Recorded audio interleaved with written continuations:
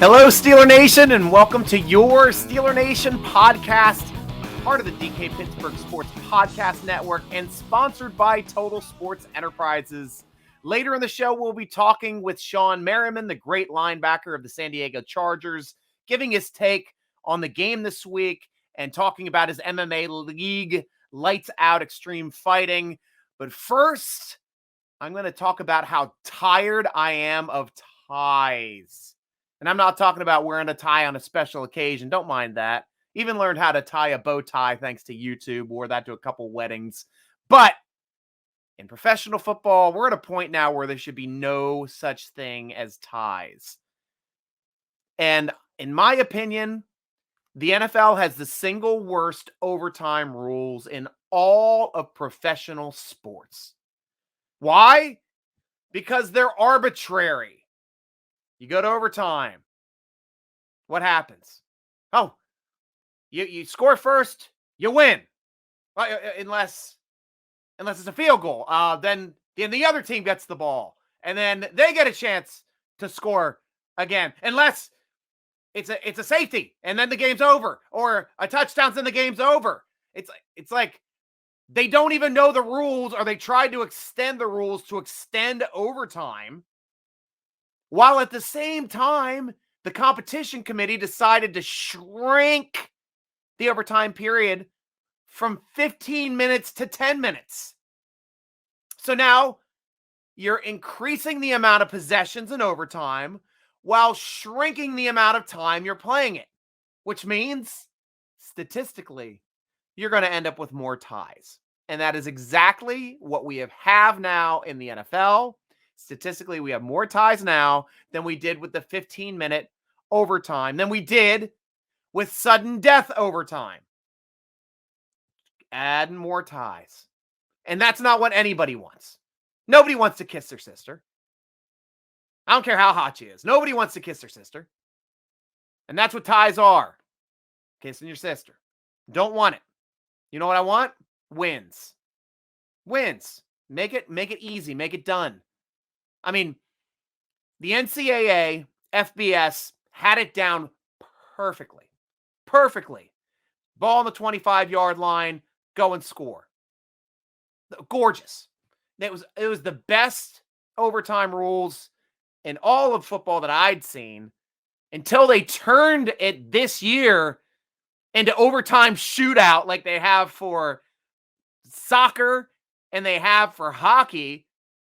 Well, if you're tied at the first overtime, you get a second overtime. Second overtime, you can't score you got to go for a 2-point conversion. But then third overtime, you got to go for 2. It's only go for 2. And then the other team goes for 2. And then you go for, if they tied again, you go for 2. And then they turned it into going for 2. What part of football is that? Why don't you just have them kick field goals from the 5-yard line, move them back 5 yards every time until somebody misses? Because that's about as dumb as going for it from the damn 2-yard line every damn time. It's not football. It's arcade football. It's stupid. It's turning football into overtime shootout, which is boring as hell in soccer, which is why America doesn't watch the sport. And now they're turning football, college football, into that crap. No way. Go back to the old rules. Smartest thing you can do. You score a touchdown. First time in overtime, you have to go for 2. That'll cut possessions. That'll cut possessions more than anything else. Instead, we had a league-long overtime period with Penn State and who did they play? Was that Indiana? They set the record for overtime in that one game, and it was just going for 2, going for 2, going for. It's like watching a tennis match, but even more boring.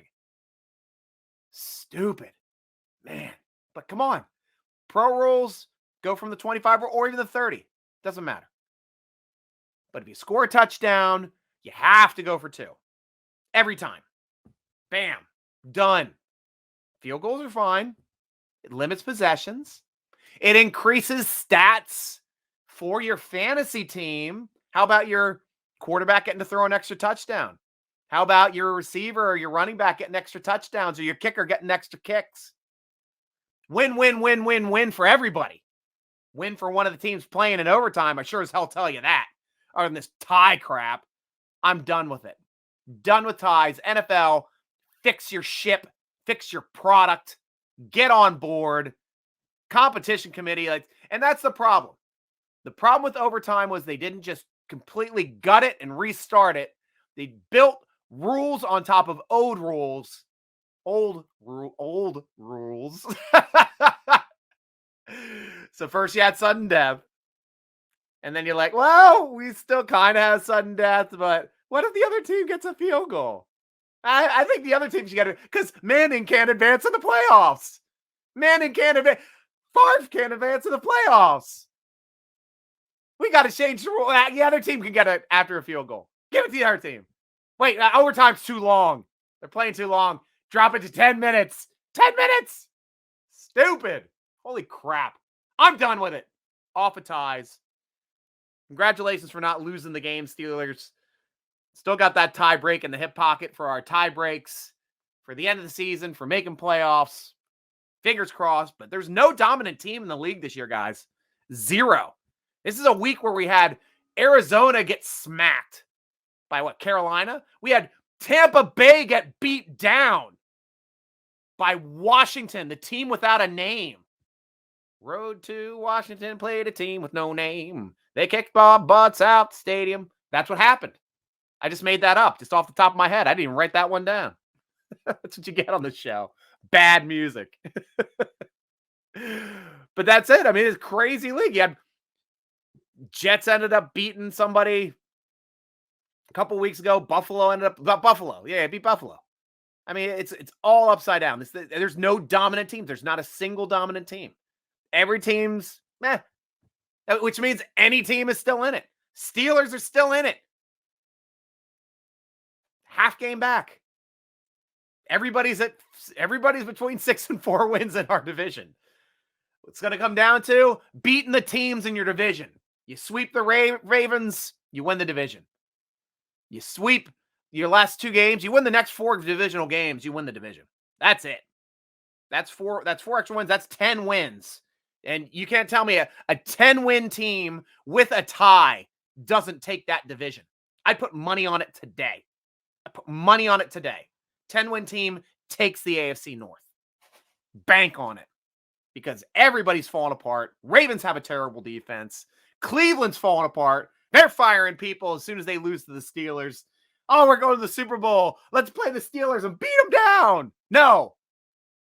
Odell Beckham once out of town. Oh, crap. Baker Mayfield isn't as good as we thought he was. Oh, crap. Maybe we should get a new coach. Oh, crap. Factory of Sadness. Pumping out more hits. I love those guys. And the Bungles are finding ways to bungle games now, too. I don't know what was up then. They started a little hot there in the beginning. They got that rookie quarterback. I like Joe. I think he's going to be a good quarterback. I think he might be the best in our division. Might think he'd be the best passer in our division, definitely. Lamar Jackson is definitely the best running back playing quarterback. I'll give you that.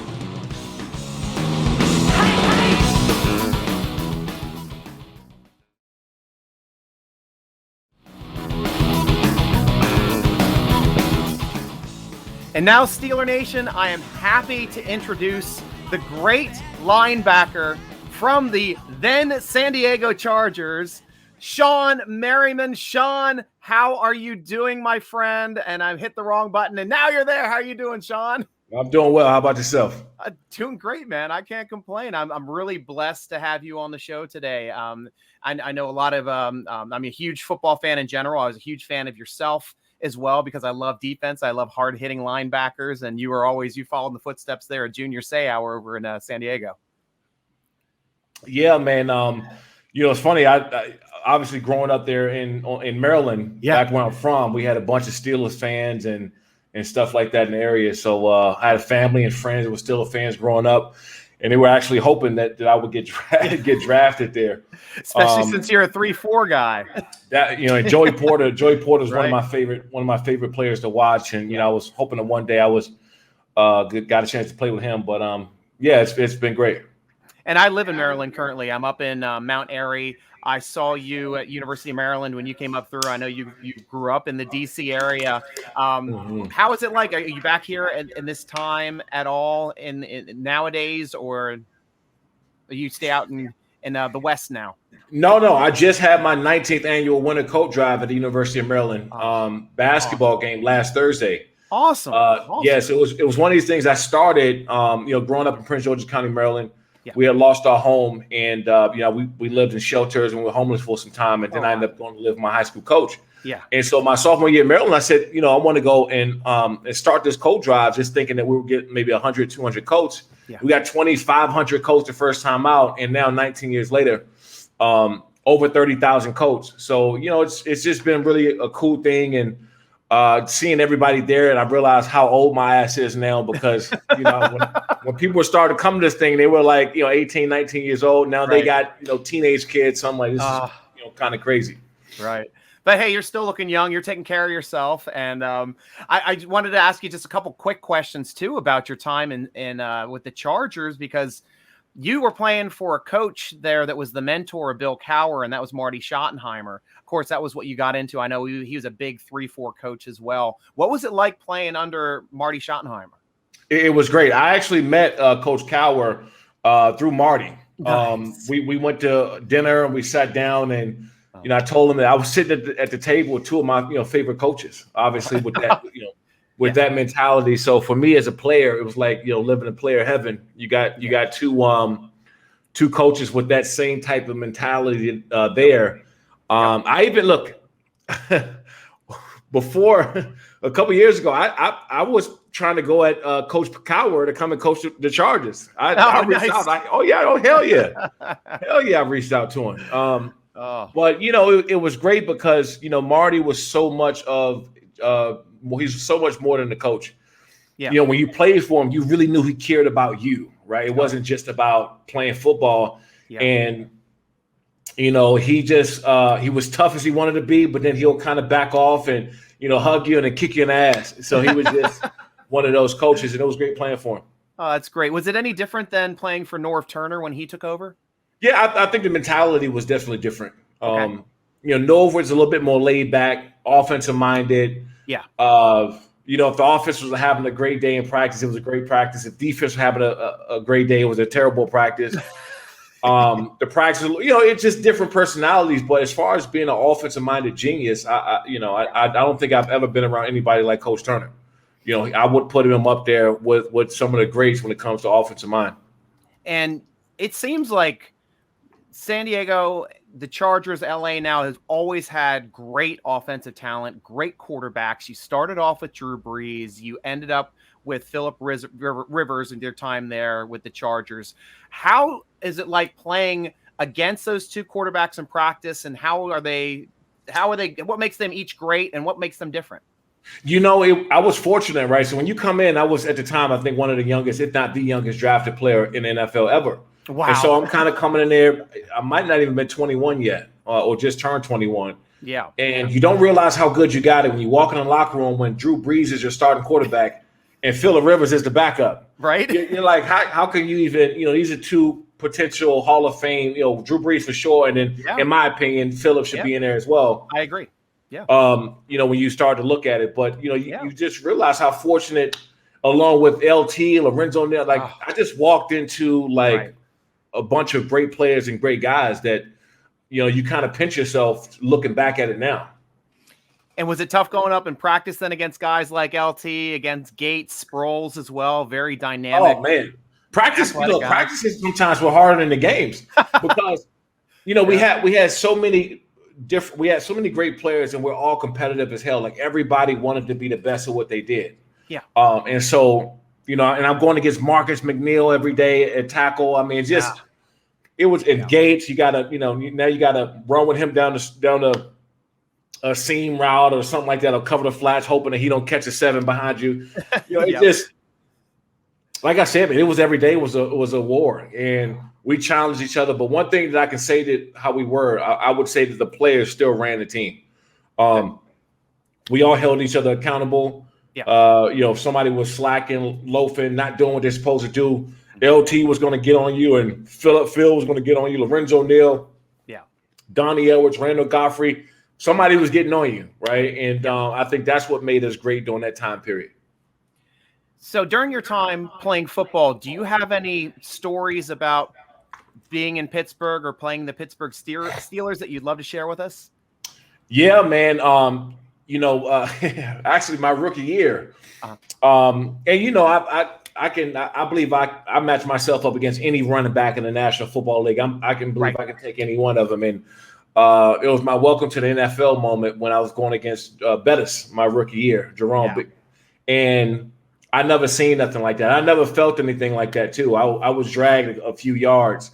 And I was used to, I can take anybody down or whatever, but obviously growing up watching Jerome Bettis for all those years, and then get a chance to play against him. I think it was like a Sunday night or Monday night football game. I can't remember exactly when it was, but it was one of those things, like it was surreal because you're playing the Pittsburgh Steelers on Sunday night football and you're 21 years old, you're on the field, you're the top draft pick for the team. That they are relying on you to go out and produce. So you look, like I said, I look back at these moments now. During the time, you don't really think about it because it's like it's your job. That's what you do. They brought you here to be this, this beast and produce. But you look back at it now, it's like, damn, man, I played against Ben Roethlisberger, Jerome Bettis, Hines Ward, Joey Port, and all these guys on Casey Hampton, I think, right? It was on that. Oh gosh, yeah. He don't even get talked about as much. He was one of the best to do it. And I played with guys like him and Jamal Williams. They're very similar type of guys. But you got to go back and pinch yourself, man. It was crazy. Yeah, it seems like those two gap guys are a rarity now in the NFL too. The way that the NFL kind of moved to this whole offensive pass-driven league. I mean, you got a couple teams that are trying to come back with Tennessee and Baltimore being a little bit more run-driven again, but it just seems like this is really most of the teams are trying to throw that ball down the field. So it's really interesting to see. And thanks for sharing. I remember that game too. I think that was a last-minute field goal that the Steelers ended up hitting in that game to barely win that one. Yeah. So thank you for sharing that memory. That's awesome. So one thing, I guess you're still close to any of the players currently or coaches on San Diego, or I guess not San Diego. Let me talk about that first. What do you think about the Chargers moving from San Diego to Los Angeles? You know what, man? It's initially it felt weird, to be honest. But you just knew it was bound to happen, right? It was going to happen, and it's going to take a little time for fans. Some fans just never going to get over it, right? They just, hey, I'm not following the team no more. I've been with them for 30, 40 years, and that's it, right? You're not going to change those people's minds, but you're going to change the younger generation minds that are going to the games. I've been at just about every game outside of things like one this season. And you start to see, especially when they were winning and they were on a nice little streak, and I think they were 3 or 4-0 or whatever their record was, you started to see people showing up to the game, 60, 70% Chargers fans. Because you got a star quarterback like Herbert. You got Keenan Allen and Mike Williams and Austin Eckler. Bosa, you got Derwin, so you got these young stars that now these 10, 11, 12, 13-year-old kids are going to come up watching. And how lucky are Chargers fans, man? You go from Drew Brees to Rivers and now Herbert, man. This is just like a blessed franchise when it comes to quarterbacks. It seems like they never have a down quarterback. No, they pick them right, man. And I said this before. During the combine when they were talking about Herbert. I said, man, and I tweeted it out. I said, if he's there, you get him. I watched him at the in his championship game. I think it was against Wisconsin out in LA. And I was at that game and I watched him. I said, man, this dude can go. He can really go. And so when they drafted him, I was very I was happy they did that. Now I know the Steelers and the Chargers are meeting out there in LA this week. We've got a couple things that are going on. I know Bosa just just got put on the COVID reserve list, as well as Minkah Fitzpatrick. I know that we're dealing with some injuries on our side, and Ben is still on the COVID list too, but he's got a shot at coming back. We don't know if he's going to practice this week, but Ben's Ben. We were kind of expecting him to go as Steelers fans, seeing the way that the practice shakes out, and if he's able to go, he'll kind of find a way to go. But how do you see this matchup, even with a few injuries here? It looks like both guards are banged up for the Steelers as well. TJ Watt also banged up, may not play. So what do you think are the key matchups then for the Chargers on offense to move the football. Yeah. When you see this many guys out, you start looking at the depth, right? The rotating guys, because that's what this game is really going to come down to. Yeah. It's going to become, Joey Bosa's who's going to step up. It's going to be Nwosu. Right. I think Tillery's out with the same thing with the COVID protocols and things like that. Oh wow, yeah. Kenneth Murray, is he going to so you start looking at or who's backing these guys up and what it's really going to come down to. But I'll tell you, man, Mike Tomlin, who I know very well, he's found ways to win football games with bare minimum. I've seen that. So it's going to be a tough matchup. The Chargers right now, they're in a place where they got to figure it out because, they're just not stopping a run. And then when you do that, you don't want that to be the identity of your team. Right. So I think that the Steelers are going to come out. They're going to try to pound the ball early, establish the run, and open up some of the passing game and play action and stuff like that. Yeah. And keep the game out of Herbert's hands. Keep running the ball, chew up the clock. I think it's going to be one of those games. Yeah, and honestly, I think that's what they have to do, especially if they're going to be starting a backup quarterback. If Ben can't go, it's going to be Mason Rudolph again. I mean, it's a really tough matchup, but the Steelers have found ways to win here the last couple times playing the Chargers with backups. So they got a win there and with Mike Vick and Bell winning on the last play of the game there about 5-6 years ago. And then of course with Duck Hodges in 2019, we found a way to win there as well. But either way, I mean, these matchups are always good matchups. They're always close matchups, no matter who's out there on the field. Keenan Allen, I know, destroyed us in Pittsburgh in that one game I saw coming down in that last drive where they just caught Pittsburgh in that personnel situation where a linebacker was on him because he was playing slot. And it's like Steeler fans, they get crazy. Like, oh, why are you putting a linebacker on Keenan Allen? What are you doing? You're idiots. It's like they don't always understand personnel and who you have on the field. And then the Chargers taking advantage of that personnel set and running that and taking advantage of that couple plays in a row where the Steelers can't get off the field and can't rotate players because they're in hurry up. Yeah, and I think that a lot of that's going to have to go on this game. Right. Yeah. Hurry up offense, running plays, getting some penalties and trying to throw the ball down the field. It's going to be one of those things where it's going to be very gritty. I think it's going to be a gritty football game because of the injuries and also people that the players that's on protocol for COVID. Yeah. So now you got to just make do with what you got, and I think that that's what this game is really going to come down to. So I see your lights out on your shirt. I see the lights out on your backdrop. I know you're part of the lights out extreme fighting. Now, first thing I need to ask you then, is that named after your old football nickname there? It is. Yeah. It is. It was a name that I had since my sophomore year in high school at Frederick Douglass High School in Upper Marlboro, Maryland. Yeah. Yep. And it's stuck. It's stayed with me, right? You got to go out and earn it for one, and then you got to keep earning it by, now people, you get in college, people are like, oh, who's this lights out guy? Now you got to go prove why they call you lights out. Or you get in the NFL, you got to go prove why they call you lights out there. So it's one of those things where you got to prove it. But I've been able to, turn it into a brand since I retired. Right now we have Lights Out Extreme Fighting, my MMA league is on Fubo Sports, on Fubo TV. Nice. So anybody can check that out if you want to stream and watch that. Or right now, the top 3 most watched program on Fubo. We have the best up-and-coming talent there is in the sport. And the way we're growing, man, I'm just glad that everybody there, in Maryland and Pittsburgh and everyone else who follows can just tune in to Fubo Sports, man. We got a big fight coming up December 10th in LA. Yeah. So catch all the replays. All our fights are there on Fubo. Perfect. That's perfect. Steeler fans, you got to check out the Fubo replays. Now, one thing I want to say about the mixed martial arts fighting in general, I thought they did the best job out of all of the sports in coming back safely during the COVID times, like when all the sports ended. And I think it was May. I think that was the first real professional sports event was an MMA match. Yep. And then working it back in. How difficult was it for you and for Lights Out during COVID, and were you able to kind of like learn from that and reset and start up for this year? Well, it was tough for us because we got shut down the day of the weigh-ins, right? We saw some of the NBA games going down. Yeah. So we knew it was coming. We thought we would have one more fight before they officially shut us down. They shut us down the day of the weigh-ins. Yeah.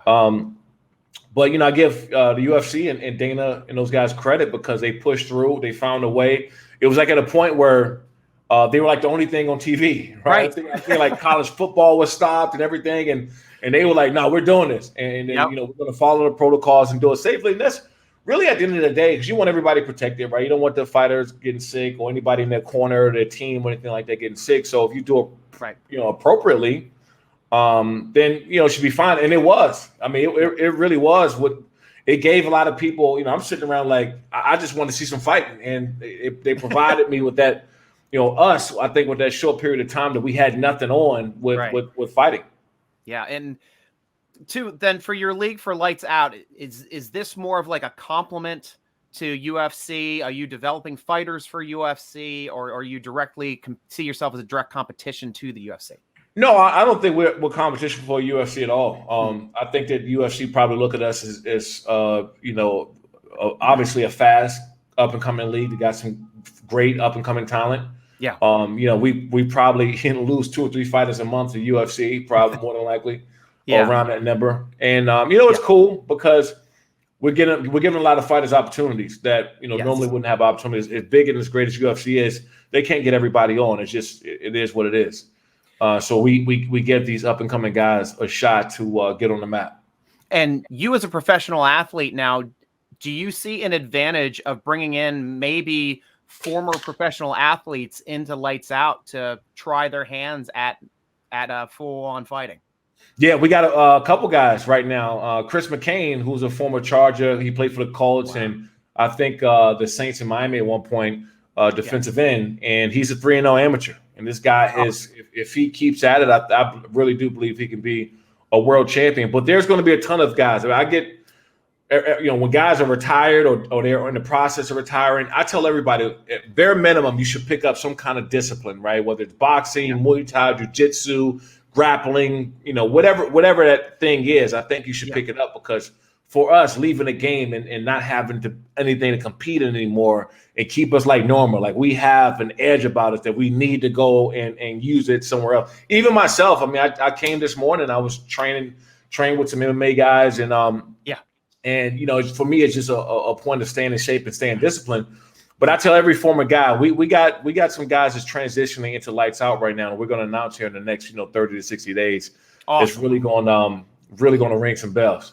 That is great, man. And so you're officially, your role with Lights Out, are you the commissioner? I know you're a founder. So how is your role? Yeah, I'm co-founder of the league, and owner as well. So it's been great doing this because I've been around this MMA space for 16 years. I started training back myself a little bit in the off season, like in around 2006 or so. And first day I walked in the gym and like Randy Couture's right there, and I was learning from Randy Couture. Yeah. And for me, that was that kind of got me hooked in the sport, because I saw how much better I got with my hands and my leverage and being able to open my hips up to turn around in those 350 pound offensive linemen. And my game just really changed. And you can see the transitioning of my MMA on the football field that following year in 2006 when I led the league in sacks. I just got a lot better with my hands. Yeah. Yeah, that's awesome. And that's great, because some of the best sack artists of all times do have some kind of martial arts background, which helped to really open up their game. So that's a great point, because it can show and transition and make you the best player possible. So anything else that you want to promote? What's going on with what's the next big match for Lights Out? Yep. December 10th in LA, the Commerce Casino. It'll be live on Football Sports. I think you guys' time, it starts around 8 or 9 p.m. 9 p.m. Eastern. So it'll be 9 p.m. Eastern there. 6 p.m. Pacific. And, we got a card, and we got some guys that are up and coming that we've been trying to keep a secret, but we know the cat's about to be out the bag. So we're going to announce. Yeah, you're going to announce. Yeah, we're going to announce that sometime next week. Okay. I have a show also that's coming about former athletes from other sports transitioning into MMA. And when you hear these stories, man, of what happened to some of these former athletes, like when they get done, whether it's going through financial stuff or depression or trying to figure their next part of their life out, there is some crazy and amazing stories that's about to happen, and people get a chance to see this here soon. Oh, wow. That's great stuff, man. And uplifting as well. I'm looking forward to watching these stories. Steeler Nation, you've got to look forward to watching Lights Out. Go over, check them out on the internet at lightsoutxf.com. That's lightsoutxf.com. Check them out on Fubo TV. They're all over it. Watch the replays. Watch them on December 10th, 9 o'clock Eastern time for the big matchup. And of course, follow our man, Shawne Merriman, on social media at ShawneMerriman, both on Twitter and Instagram. Shawne, it's been an absolute pleasure having you on the show, man. I really thank you for coming over with us. Absolutely, man. Thanks for having me on. We got to do this again maybe before the season is up. I would love to do that. And do you have any score prediction here for the Chargers-Steelers game this weekend? You know what? There's so many. I still got my Chargers at home. You know, right? if they were playing in Pittsburgh, I say it's hard to win there. It's a tough place to be. I'm looking at a 24-21 game or something like that. 28-24 max, but I don't think that game goes over 40 points. I really don't. I don't. Yeah, good call. Good call.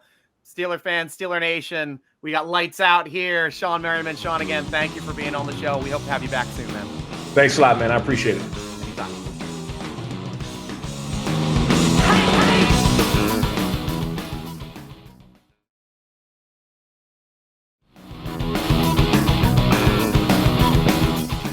Shawne Merriman, ladies and gentlemen, excellent interview.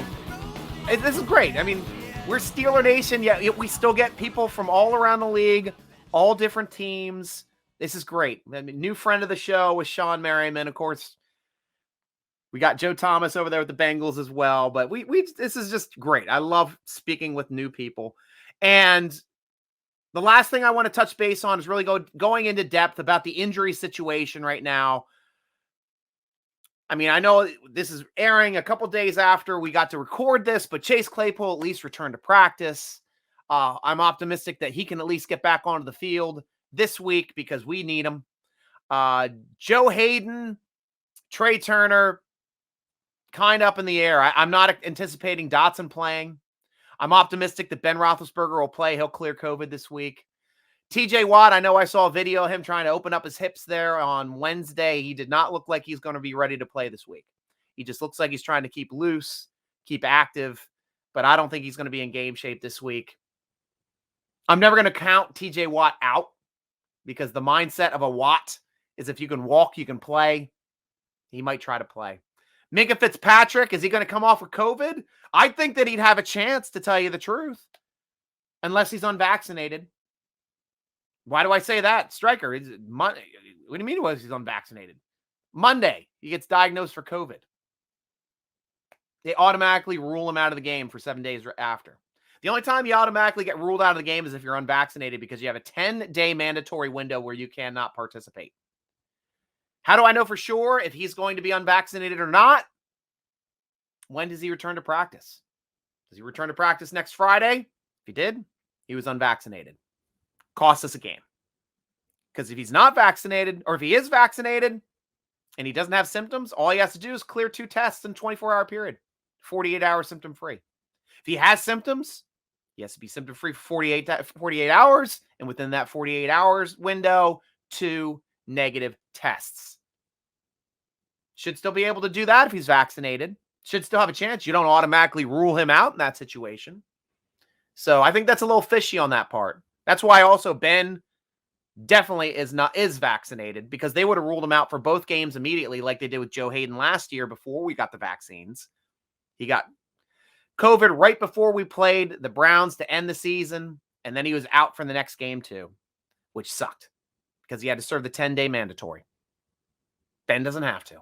Just needs 2 positive tests after being asymptomatic.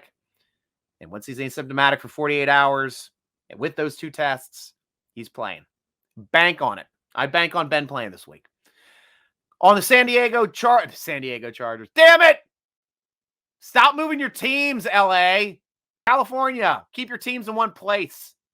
Surprised San Francisco hasn't moved to LA yet. Either way, the Los Angeles Chargers had a couple banged up guys. Nasir Adderley, limited in practice. Michael Davis, cornerback, limited in practice. Ali Gilman, safety, quad, didn't practice on Wednesday. Justin Jackson, running back, limited with quad. Livinal Joseph, defensive lineman with a shoulder, didn't practice. Trey Marshall didn't practice with an ankle. And Mark Webb Jr. didn't practice with a knee. Also has COVID situations going on over there in LA. Joey Bosa was placed on the reserve COVID list on Tuesday as a close contact trace, which means we know he's unvaccinated. We know that's a fact. But if he does not have symptoms in the next 5 days, he's got a chance of playing. But if you got a sniffle or a cough in the next 5 days, Joey, you're going to be sitting. We'll have to see. We'll have to see how that goes.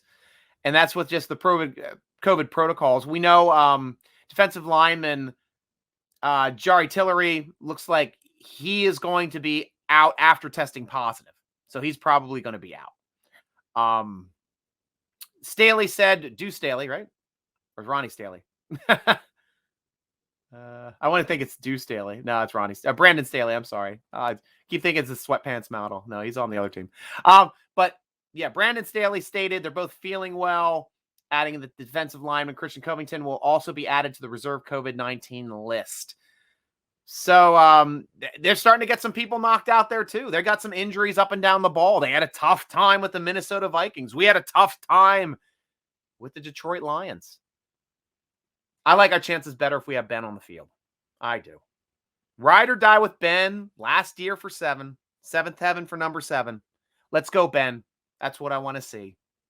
You ride off into the sunset with that 7th Lombardi, laughing all the way to the Hall of Fame, because that's where you will be. Whether or not you get that 3rd championship, 4th Super Bowl appearance this year or not, you are a Hall of Famer. Steeler Nation, that's all the time we have right now for the Steeler Nation podcast, sponsored by Total Sports Enterprises. You too can get great unique gifts over at SteelerNation.com gear page. We have every size and color and choices for all of Steeler Nation. So check out the apparel that we have over there at SteelerNation.com. Check out our great articles. Come over for the best fast football forum on the internet, and be part of all of the questions we normally ask on the podcasts. For questions from Steeler Nation, they come directly from our football forum. Free to join, fun to talk, fun to discuss, good group of guys. Make sure you subscribe to our YouTube channel, www.youtube.com/SteelerNation, youtube.com. Thank you, Stryker. youtube.com/SteelerNation. Tweet us at Steeler Nation. Instagram us at SteelerNation.com. Follow the Steeler Nation podcast on Twitter at _SN Podcast. And you can follow me on Instagram, Twitter, and Colorcast for your iPhone users. Download Colorcast. SN Stryker. Stryker spelled with a Y. Make sure you go over to DKPittsburghSports.com for all of your great Pittsburgh information. Steelers, Penguins, Pirates, anything going off in the state of Pennsylvania, they're on it. Penn State, Pitt, they know what's going on. DK Pittsburgh Sports is the place to be. Thank you for joining us for the Steeler Nation podcast, sponsored by Total Sports Enterprises, part of the DK Pittsburgh Sports Podcast Network. I'm your host, G. Stryker, with Shawne Merriman, rooting along with you as always. Go